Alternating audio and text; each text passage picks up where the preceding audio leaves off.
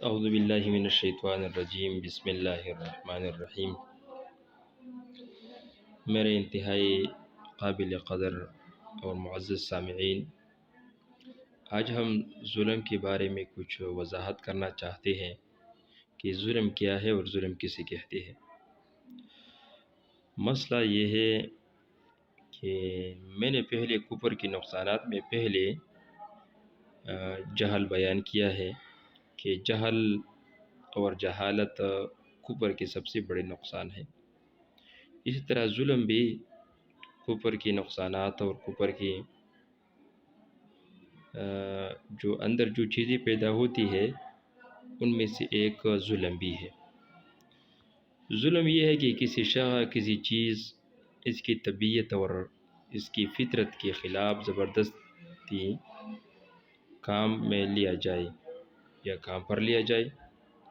تو معلوم ہو چکا ہے کہ دنیا میں جتنی چیزیں ہیں یہ سب چیزیں اللہ رب العالمین کے حکم کے تابع ہے، اور وہ اپنی فطرت کے لیے اسلام اور خداوندی قانون کے اندر یہ ہے، اور یہ سب چیزوں پر اطاعت کرنا، اللہ رب العالمین کی بات کو اور اللہ رب العالمین کے حکم کو اچھی طرح جاننا ان چیزوں پر لازم ہے۔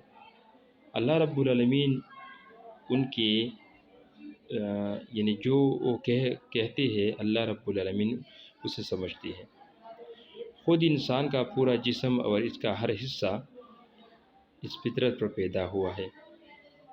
خدا نے ان چیزوں پر انسان کی حکومت کرنے کا تھوڑا سا اختیار دیا ہے، مگر ہر چیز کی فطرت یہ چاہتی ہے کہ اس سے خدا کی مرضی کے مطابق کام لیا جائے، یعنی جو چیز جس مقصد کے لیے پیدا ہوا ہے تو وہ بھی یہ چاہتے ہیں کہ ہم اسی ہی میں استعمال ہو جائے۔ لیکن جو شخص کفر کرتا ہے اور اللہ رب العالمین کی توحید سے انکار کرتا ہے تو ان سب چیزوں سے ان کی فطرت کے خلاف کام لیتا ہے۔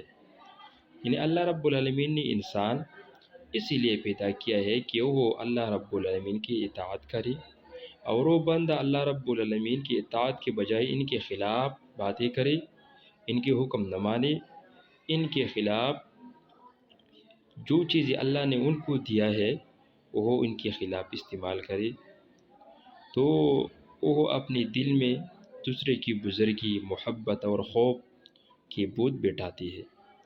یعنی اپنے دل میں اللہ رب العالمین کی توحید کو نہیں رکھتے، لیکن اپنے دل میں دوسرے کے لیے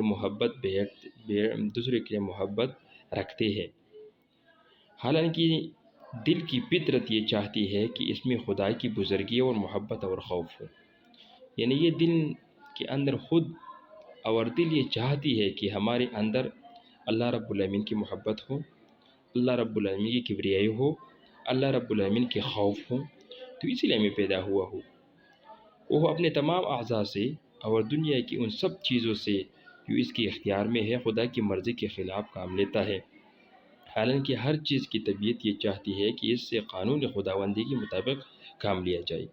یعنی اللہ رب العالمین نے جو چیز کس مقصد کے لیے پیدا کیا ہے تو اس چیزوں سے ان کی مقصد لیا جائے، ان کے علاوہ ان سے جو مقاصد ہے ان سے نہ لیا جائے۔ ایسے شخص سے بڑھ کر اور کون ظالم ہوگا جو اپنی زندگی میں ہر وقت ہر چیز پر، حتیٰ کہ وہ خود اپنے وجود پر بھی ظلم کرتا ہے۔ اور ظلم اس کا یہ ہے کہ اللہ رب العالمین نے پیدا اسی لیے کیا ہے انسان کو کہ وہ اللہ رب العالمین کی اطاعت کرے، تابعداری کرے، اور یہ ظالم انسان نہ خود اپنے اعضاء کو اس چیزوں میں استعمال کرتے ہیں جو اللہ رب العالمین چاہتے ہیں۔ کفر صرف ظلم ہی نہیں بلکہ کفر بغاوت، ناشکری اور نمک حرامی ہے۔ اس پر ذرا غور کرنا چاہیے کہ انسان کے پاس خود اپنی کیا چیز ہے۔ اپنے دماغ کو اس نے پیدا کیا ہے یا خدا نے؟ اپنے دل اور اپنے آنکھ، اپنی زبان، اپنے ہاتھ پاؤں اور اپنے تمام اعضاء کا وہ خود خالق ہے یا ان کا خالق خدا ہے؟ ان کا پیدا کرنے والا انسان خود ہے یا ان کا پیدا کرنے والا اللہ رب العالمین ہے؟ اگر اس کا پیدا کرنے والا انسان نہیں ہے اور اس کا پیدا کرنے والا اللہ ہے، تو ان کے لیے یہ لازم ہے کہ وہ ان چیزوں پر اللہ رب العالمین کی قوت، اللہ رب العالمین کی حکمرانی ان پر دیا جائے۔